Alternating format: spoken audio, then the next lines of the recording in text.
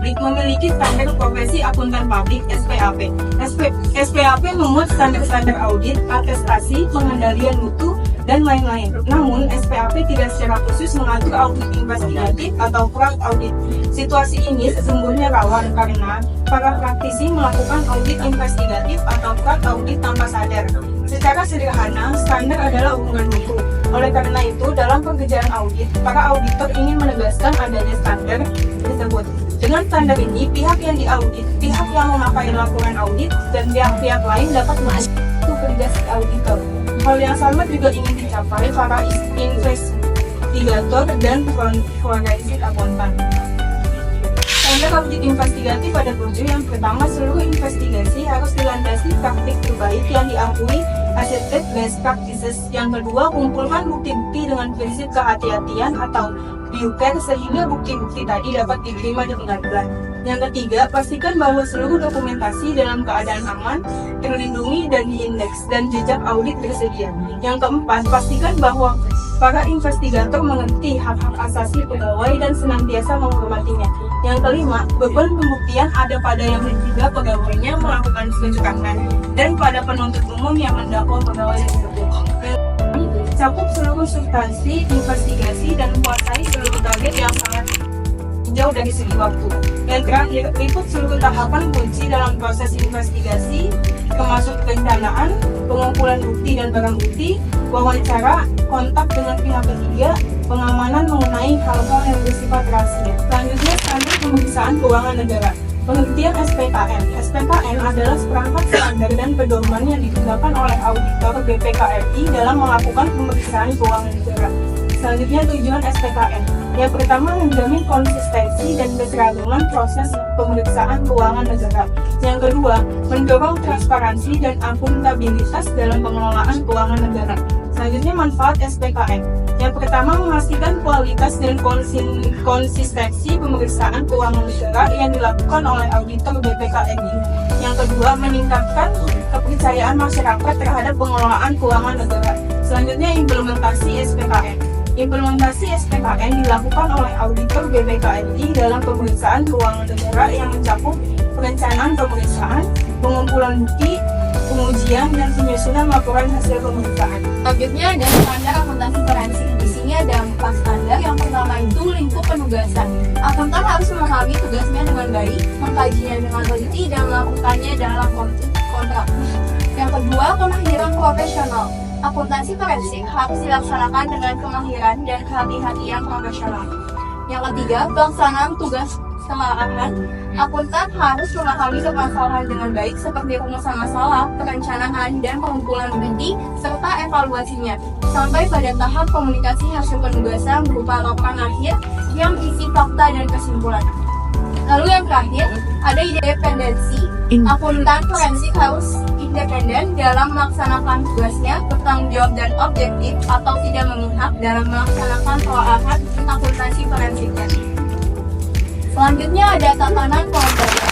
Tatanan kelembagaan merupakan bagian yang tidak terpisahkan dari pokok bahasan akuntansi forensik di Indonesia. Ada beberapa pendekatan untuk membahas tatanan kelembagaan di bidang pemberantasan korupsi, antara lain, yang pertama, tatanan kelembagaan dari perkembangannya lintas waktu.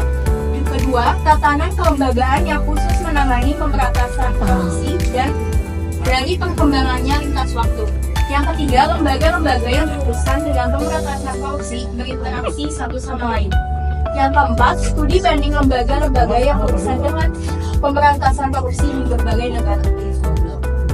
Selanjutnya ada anti-corruption agency. Ada 2 model acara, yakni yang pertama, multi-agensi model. Negara yang menerapkan multi-agensi model itu memanfaatkan lembaga-lembaga penegak hukum yang sudah ada, seperti kepolisian, kejaksaan, pengawas pasar modal, pengawas perbankan, bank sentral, lembaga ombudsman, dan lain-lain, serta membangun satu lembaga khusus. Yang kedua, single agency model. Negara yang menerapkan single agency model memanfaatkan badan hukum yang bertanggung jawab penuh atas proses audit dan investigasi, mulai dari perencanaan hingga pelaporan tanpa melibatkan pihak lain. Dari targetnya adalah target audit pemerintahan.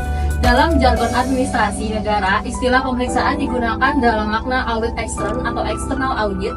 Misalnya dalam kalimat, Badan Pemeriksa Keuangan adalah satu-satunya lembaga pemeriksa keuangan negara di Indonesia. Tidak ada istilah generik untuk audit dalam kosakata pemerintahan atau administrasi negara. Yang ada adalah pemeriksaan untuk audit ekstern dan pengawasan untuk audit intern. Oleh karena itu, judul bagian ini adalah Landscape Audit Pemerintahan atau Government Audit Landscape, dan bukan landscape pemeriksaan keuangan negara atau landscape pengawasan keuangan negara. Dengan judul ini, pembahasan dapat mencakup BPK maupun lembaga-lembaga audit intern atau AP, aparat pengawasan internal pemerintah. Materi selanjutnya adalah tipikor atau tindak pidana korupsi. Pada tanggal 29 Oktober tahun 2009, Undang-Undang Nomor 46 Tahun 2009 tentang Pengadilan Tindak Pidana Korupsi diundangkan. Pengadilan Tindak Pidana Korupsi merupakan pengadilan khusus yang berada di dalam lingkup peradilan umum.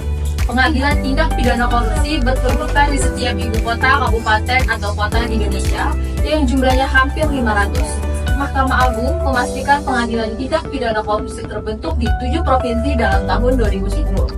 Peneliti ICW atau Indonesia Corruption Watch, Febri Diansyah, menyebutkan bahwa di pengadilan tipikor keadaannya berbeda. Pada semester 1 tahun 2009, dari 29 perkara dengan 32 terdakwa yang diperiksa dan diputus, tidak ada satupun yang divonis bebas. Semua terdakwa divonis bersalah.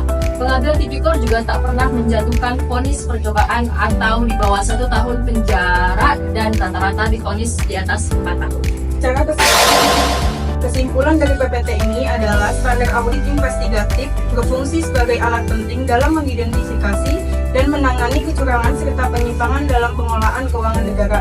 Tatanan kelembagaan yang melibatkan KPK dan lembaga-lembaga audit lainnya menciptakan kerangka kerja yang diperlukan untuk memberantas korupsi yang secara efektif. Dengan adanya sistem pengawasan yang terintegrasi antara berbagai lembaga, diharapkan dapat meningkatkan transparansi dan akuntabilitas dalam pengelolaan anggaran publik di Indonesia.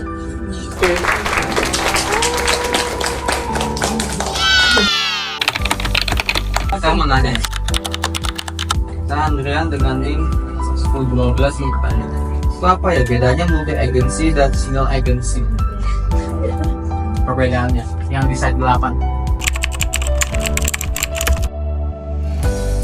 Multi agensi Sama single. single. Kalau muncul tadi ada polisi, kejaksaan. Kalau single ini ya hanya KPK doang. Apa? Hanya satu single. Ya, tapi contohnya apa? KPK. Kalau yang multi tadi agensi kan tulis, ada polisi, ada kejaksaan, ya kan? Ada whistleblower, ada ini. Tapi kalau single apa? Bagus pertanyaan itu. Kalau dijawab single apa? KPK doang. Saya ingin menjawab pertanyaan Andrian. Pertanyaannya yaitu, apa bedanya multi-agensi dan single-agensi? Jawabannya, multi-agensi melibatkan lebih dari satu lembaga atau instansi, seringkali dari sektor yang berbeda, dalam pelaksanaan suatu tugas atau proyek. Contohnya, seperti KPK, polisi, kejaksaan, BPK, dan lembaga lain yang saling kerjasama untuk menangani korupsi. Selanjutnya, single-agensi. Single-agensi hanya satu lembaga atau instansi yang bertanggung jawab dan terlibat dalam suatu tugas atau proyek. Contohnya seperti Komisi Pemberantasan Korupsi atau KPK melakukan penyelidikan, penyidikan, dan penuntutan kasus korupsi secara mandiri tanpa melibatkan lembaga lain. Di Amerika FBI itu simbol yang sangat powerful. Ya, FBI masalah pansel, masalah apa itu, ya itu FBI. Penanganan korupsi itu hanya satu badan, single gitu. Nah, yang tadi multiple kan banyak lagi. Di kita kalau ada korupsi itu bisa dilaporkan di Kejaksaan Agung, bisa di Barreskrim.